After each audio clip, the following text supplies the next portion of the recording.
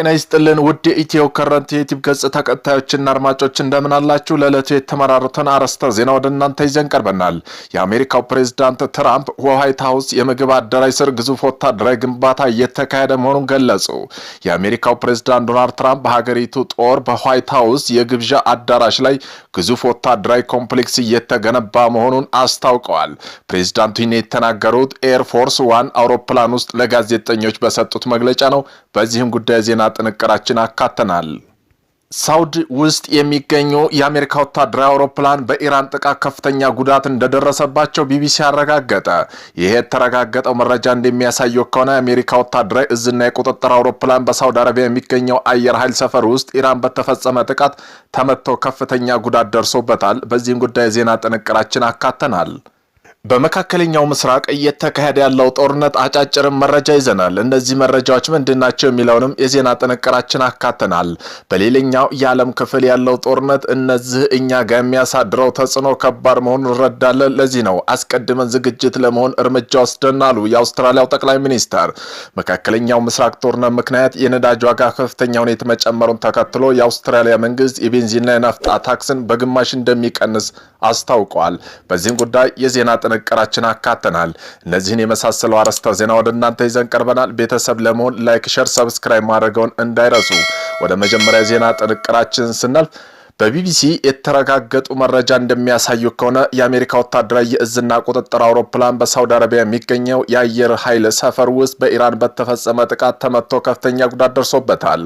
ለመጀመሪያ ጊዜ የተጋሩት የአውሮፕላን ወታደራዊ ዜና የሚያጋራው የፌስቡክ ገጽ ላይ የነበሩ ፎቶዎች እንደሚያሳዩት ኢሲ ሴንትራል የተባለ ወታደራዊ አውሮፕላን በተፈጸመበት ጥቃት ለሁለት ተገምሶ ይታያል። የቢቢሲ መረጃ ማጣሪያ ቡድን ቢቢሲ ፎቶዎች የተነሱ ሳውዲ ዋና ከተማ ሪያድ በስተደቡብ ምስራቅ 100 ኪሎ ሜትር ርቀት የሚገኘው የልዑል ሱልጣን አየር ኃይል ሰፈር ውስጥ መሆኑን አረጋግጧል። በፎቶቹ ላይ የሚታዩ ምልክቶች፣ ምሰሶች፣ ማከማቻ ክፍሎች፣ የተጠረጉ መንገዶች ላይ የሚታዩ ምልክቶች በተደረገው ማጣራት ላይ ከሳተላይት ምስሎች ጋር ተመሳሳይነት አላቸው። የአሜሪካ ጦር ኃይል ማዕከላዊ ዕዝ እስካሁን ድረስ በአውሮፕላኑ ስለደረሰው ጉዳት እስካሁን በይፋ አስተያየት አልሰጠም። ቢቢሲ እዙም በጉዳዩ ላይ አስተያየት እንዲሰጥ ጠይቆን ነበር። ነገር ግን አርብ ዕለት አንድ አሜሪካ ባለስልጣን ለሮይተርስ ዜና ወኪል እንደተናገረ ከሆነ 12 የአሜሪካ ወታደሮች በአየር ኃይል ሰፈር ላይ በተፈጸመ የኢራን ጥቃት መቁሰላቸውን፣ በመካከላቸውም ሁለት ከባድ ጉዳት ደርሶባቸዋል ሲሉ ተናግረዋል። የአሜሪካ ዌል ስትሪት ጆርናል ጋዜጣ በበኩሉ ቢያንስ 2 የአሜሪካ የጦር ጀቶችና አየር ላይ ሳሉ ነዳጅ መሙላት የሚችሉ ወታደራዊ አውሮፕላን ጉዳት እንደደረሰባቸው ዘግቧል። የኢራን እስላማዊ አብዮታዊ ዘብ ግንኙነት አለው የሚባለው የፋርሲ ዜና ወኪል እሁድ ዕለት እንደዘገበው አንድ የሻሂድ አጥፍቶ ጠፊ ድሮን E3 አውሮፕላን መጥቶታል ብለዋል። ቢቢሲ ሴሪፋይ ከሁለት ሳምንታት በፊት በተነሳ የሳተላይት ምስል አውሮፕላኑ በተመታበት ቦታ ላይ E3 አውሮፕላን የተመለከተ ሲሆን ውድመቱ የደረሰበት ተመሳሳይ አውሮፕላን ይሁን ወይም ሌላ ለመሆን ለማወቅ አልቻሉም። ቢቢሲ ከተጣሩ ፎቶዎች መካከል አንዱ ላይ አውሮፕላኑ የጭራ ቁጥር ይታያሉ። ይህም በመጠቀምም የበረራ መከታተያ ድረገጽ በሆነው ፋራት ራይድ ላይ 24 ላይ በመመልከት አውሮፕላኑ ከጦር ጀፋሩ አካባቢ በበረራ ላይ እንደነበር ለማወቅ ተችሏል። አርብ ዕለት የተነሳ የሳተላይት ምስል ጉዳት ከደረሰበት E3 አውሮፕላን በስተምስራቅ 1600 ኪሎ ሜትር ርቀት የሚገኘው አየር ኃይል ሰፈር ውስጥ የእሳት ቃጠሎ ያሳያል። ነገር ግን ይህ እሳት በፎቶዎች ላይ የሚታየው አውሮፕላን የተጎዳበት ተመሳሳይ ጥቃት አካል መሆን ወይስ አለመሆኑ ግልጽ አይደለም። የቦይንግ E3 አዋክስ የሚባለው በኢራን ጥቃት የተመታው አየር ላይ በመሆኑ ወታደራዊ ማዘዣ የመቆጣጠር ማዕከል በመሆኑ የሚያገለግል ወሳኝ አውሮፕላን ነው። ቦይንግ 707 አውሮፕላን የተመሰረተው በማድረግ የተሰራ ወታደራዊ አውሮፕላን ሲሆን በጀርባው ላይ የሚሽከረከረው የራዳር መቆጣጠሪያ ሳን የተገጠመለት የመቆጣጠሪያና የቅድመ ማስጠንቀቂያ ማዕከል ነው። ይህ አውሮፕላን የተገጠመለት ራዳር በረጅም ርቀት ላይ ሳሉ ኢላማ ለመለየት ለመከታተል ያስችለዋል። በተጨማሪም በጦርነቶች ውስጥ ሊከሰቱ የሚችሉ ስጋቶች አስቀድሞ በለመለየት ማስጠንቀቂያ ማስተላለፍ የሚቻል ወሳኝ አውሮፕላን ነው። አሜሪካ አየር ኃይል ድረገጽ ላይ በሰፈረው መረጃ መሰረት አውሮፕላኑ አየር ኃይል ዘመቻ በሚሄዱበት ጊዜ አዛዡ መረጃዎችን በመስጠት ተልዕኳቸው በበላይነት ለመምራት ለመቆጣጠር የሚያስችል ወሳኝ ወታደራዊ የመረጃ አውሮፕላን ነው። እንደ አይነቱ ወታደራዊ አውሮፕላን ለመጀመሪያ ጊዜ አገልግሎት መስጠት የጀመሩት እንደ አውሮፓ አቆጣጠር 1977 ሲሆን E3 አውሮፕላን እስከ 2035 ድረስ በአሜሪካ አየር ኃይል ውስጥ በስምሪት ላይ እንደሚቆዩ ተነግረዋል። የአሜሪካው ፕሬዝዳንት ዶናልድ ትራምፕ በዋይት ሃውስ የምግብ አዳራሽ ስር ግዙፍ ወታደራዊ ግንባታ እየተካሄደ መሆኑን ገለጹ። የአሜሪካው ፕሬዝዳንት ዶናልድ ትራምፕ በሀገሪቱ ጦር በዋይት ሃውስ የግብዣ አዳራሽ ላይ ስር ግዙፍ ወታደራዊ ኮምፕሌክስ እየተገነባ መሆኑን እሁድ ዕለት አስታውቀዋል። ፕሬዝዳንቱ ይህን የተናገሩት ኤርፎርስ አውሮፕላኑ ውስጥ ለጋዜጠኞች በሰጡት መግለጫ ነው። ወታደራዊ ክፍሉ በአዳራሹ ስር እጅግ ሰፊ የሆነ ኮምፕሌክስ እየገነባ ነው። ስራው በጥሩ ሁኔታ ከተቀመጠለት የጊዜ ሰሌዳ ቀድሞ እየተከናወነ ይገኛል ብለዋል። ፕሬዝዳንቱ እንደገለጹት አሁን ላይ ያለ የምግብ አዳራሽ ከስሩ ለሚገነባው ግዙፍ ህንፃ እንደ መጠለያ ወይም ሼድ ሆኖ የሚያገለግል ነው ይሆናል ብለዋል። ባለፉት ዓመት ትራምፕ ይፋ እንዳደረጉት 8361 ካሬ ሜትር የሚያርፍ ግንባታ $400 ሚሊዮን እንደሚፈጅ ይገመታል። ፕሬዝዳንቱ ግን ከመንግስት ካዝና አንድ ሳንቲም አልወጣበትም፣ ሙሉ ወጪውም በእኔና በለጋሾች የተሸፈነ ነው ሲል ተናግረዋል። ትራምፕ ግን የግንባታው ደህንነት አስመልክቶ ሲናገሩ ህንፃ ሙሉ በሙሉ ጥይት የማይበሳው መስታወት ይኖረዋል፣ ጣሪያው ላይ እና ኮርኒሱ ሰው አልባ አውሮፕላኖች መከላከል የሚችል መልኩ የተገነባ ነው ብለዋል። በመሆኑም ይህ ግንባታ እየተከናወነ ያለው በአሜሪካና በኢራን መካከል ባለው ጦርነት ውጥረት በከረረበት ወቅት ነው። ፕሬዝዳንት ትራምፕ በዋይት ሃውስ ስር እንዲህ ያለ ሚስጥራዊ ጠንካራ ወታደራዊ ማዕከል መገንባታቸው ለወደፊቱ ሊመጡ የሚችሉ የአየርና የደህንነት ጥቃቶች ለመከላከል የታለመ ስትራቴጂካዊ እርምጃ መሆኑን ይገመታል።